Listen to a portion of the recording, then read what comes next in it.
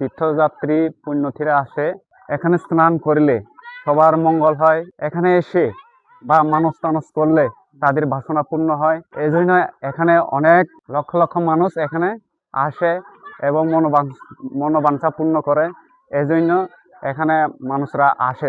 দর্শনার্থীরা যারা আসেন বা পুণ্যার্থীরা যারা আসেন এখানে হচ্ছে আপনার এই যে তীর্থ ভ্রমণে আসেন, আপনার এখানে স্নান করেন, তীর্থ স্নান, এবং এটা এই বছর শান্তি শৃঙ্খল হবে বলে আমি আশাবাদী।